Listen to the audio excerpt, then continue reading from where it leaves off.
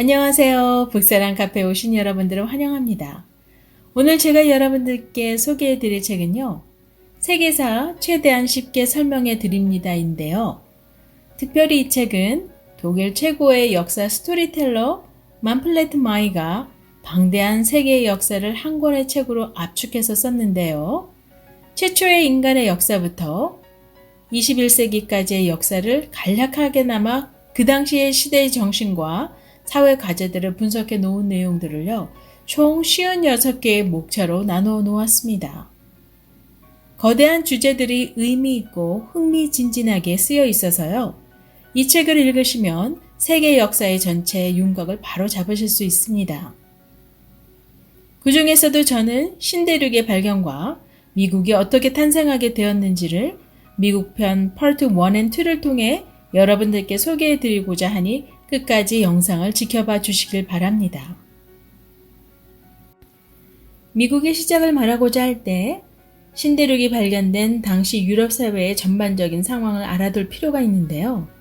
인간의 운명과 세상사란 신에 의해 정해진 숙명이라고 믿었던 15세기에요. 전통적 세계관을 탈피하려는 운동이 학자와 예술가들 중심으로 일어나고 있었습니다.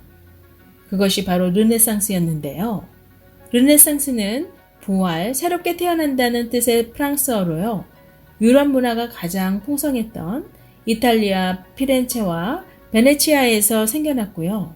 문화예술 전반에 걸쳐서 고대 그리스와 로마 문명의 재인식을 통해 인간 중심의 정신을 되살리고자 했습니다. 이로 인해 인간 자체가 학문과 예술의 중심적인 관심사가 되었죠. 르네상스 운동은요, 여러 분야에서 두각을 나타냈는데요. 그중 하나가 탐험가와 항해자들의 시대로 전환되는 계기를 만들어준 것이었습니다. 중세까지만 해도 항해자들은 대개 알려진 해안을 벗어나려고 하지 않았는데요. 잘못하다가 혹시 세상의 끝에 가서 얼어 죽거나 불에 타버리거나 폭풍에 휩쓸릴 수 있다는 생각 때문이었죠. 15세기 당시에 이미 유럽은 동아시아와 함께 무역을 하고 있었던 상황이라서요. 새로운 항로와 지역을 개척하는 것은 확실한 경제적 이익의 중요한 동기가 되었습니다. 1453년 비잔티움 제국을 완전히 무너뜨린 투르크족은요, 콘스탄티노플의 이름을 이스탄불로 바꾸고요, 새로운 오스만 투르크 제국의 수도로 정하게 됩니다. 이들은 지중해 전 지역을 장악하고 유럽과 동아시아 사이의 모두 주요 통상로를 통제하면서요, 상인들에게 상당한 액수의 통행세를 징수했다고 하는데요. 이로 인해 인도와 중국에서 유럽으로 들어오는 모든 물건들의 가격은 올라가게 되었고요. 결국 사람들은 오스만 투르크 제국을 통과하지 않고서 동아시아와 거래할 수 있는 방법을 모색하기 시작합니다. 만일 지구가 아리스토텔레스가 생각한 대로 둥글다면 서쪽으로 계속 항해할 경우 언젠가는 동아시아에 도달할 수 있다는 기발한 아이디어를 생각했던 사람이 있었는데요. 그는 바로 이탈리아 항해자이자 탐험가였던 크리스토퍼 콜럼버스였습니다. 중국에서 들여온 나침판은 이런 모험을 가능하게 해줄 중요한 도구였다고 합니다. 그러나 그의 아이디어는 주변 사람들로부터 조롱과 비웃음을 샀다고 하고요. 포르투갈에 몇 년에 걸쳐 원정에 필요한 자금을 요청했으나 거절받고 그가 다음으로 발길을 옮긴 것이 스페인이었고요. 결국 설득 끝에 스페인 여왕 이사벨에게서부터 자금을 받아 드디어 1492년 8월 3일 콜럼버스는 120명의 선원을 데리고 스페인을 출발했습니다. 낯선 바다에서의 항해가 길어지자 선원들은 그를 의심하기 시작했다고 하고요. 불안은 날로 심해져서 배를 돌려 고향으로 돌아가자는 목소리가 높아져 갔다고 합니다. 그러던 중 1492년 10월 12일 땅이 보인다라고 누군가가 외치기 시작했다고 하고요. 그의 배가 도착한 섬을 콜럼버스는 인도에 자신이 도착한 것으로 착각해서 그곳에 살고 있었던 원주민들을 인디안이라고 부르기 시작했다고 합니다. 그 이후로 10년 동안 콜럼버스는 3차례나 더 항해를 했지만 끝까지 그는 자신이 아시아에 간 것으로 믿었다고 합니다. 사람들은 콜럼버스가 믿었던 것을 존중해 처음 발견한 섬들을 서인도 제도라고 하였고요. 다른 사람들도 후에 서쪽을 향하여 항해를 나섰는데요.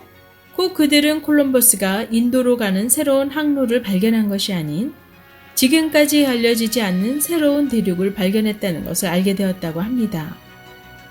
그중 한 사람인 항해자 아메리고 베스푸치의 이름을 따서 아메리카라고 불렀다고 하네요.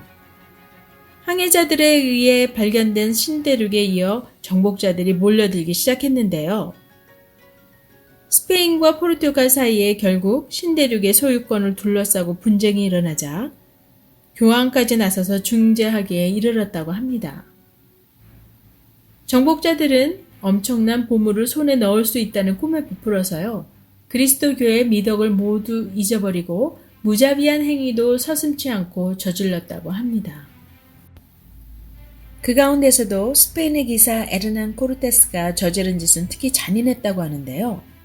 그는 전설적인 아스텍 왕국에 대해 인디안들에게 전해 듣고 부하들을 데리고 아스텍을 찾아 나섭니다.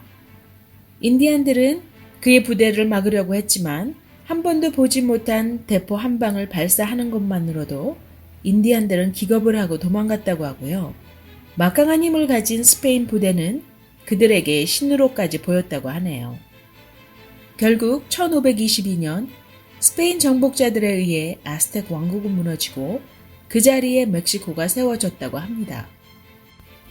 이로부터 10년 뒤에 스페인 정복자들은 과거 아스텍인보다 훨씬 더 부유한 민족이 있다는 소문을 듣게 되는데요. 바로 안데스 산맥 고원에서 살고 있던 잉카인들이었습니다. 잉카인들은 실제로 매우 풍요로운 삶을 누리고 있었다고 하고요. 그들의 부는 근면과 검소함, 엄격하게 조직화된 생활에서 나왔다고 합니다. 모든 재산은 국가가 소유하면서 국민을 위해 국가가 농업과 광업을 개척하고 수공업을 관리하면서 생산물의 분배를 결정했다고 하고요. 노인이나 병들고 허약한 사람들은 국가로부터 생활에 필요한 모든 것을 공급받는 현대로 말하자면 사회주의적 시스템을 갖추고 살고 있었다고 하네요. 또한 잉카인들은 제국의 수호와 확장을 위해 막강한 군대를 유지하고 있었다고 하는데요. 이토록 만만치 않은 제국을 무너뜨리기 위해 스페인 정복자들은 강교한 술책으로 잉카 제국의 통치자를 인질로 잡았다고 하고요. 통치자를 결국 죽임으로써 태양신으로 여기고 있던 왕이 죽자 잉카인들의 사기는 꺾여졌다고 하고요. 결국 잉카 제국은 스페인 정복자들에 의해 이 땅에서 그 자취를 감추게 됩니다. 곧이어 신대륙에서의 무자비한 착취가 시작되었는데요. 유럽인들은 코코아, 옥수수, 감자, 토마토, 파인애플, 담배와 같은 새로운 농산물을 걷어갔고요. 특히 금과 은을 가져가기 시작했는데요. 인디안들은 광산에서 말할 수 없는 비인간적인 조건에서 일을 했고요. 비참하게 죽어갔습니다. 유럽인들이 옮겨온 전염병과 질병으로 인해 이들은 치명적인 위험에 처하게 되었고요. 이에 수많은 인디안들이 희생되었습니다. 얼마 지나지 않아 농장이나 금광, 은광에서 일손이 부족하게 되자 정복인들은 아프리카로 인간 사냥을 나가기 시작했고요. 아프리카인들은 아메리카 대륙으로 끌려와 마치 가축처럼 취급되고 팔렸다고 합니다. 이들의 노동력을 바탕으로 플란테이션이 발달하게 되었고요. 노예 무역이 본격화되었죠.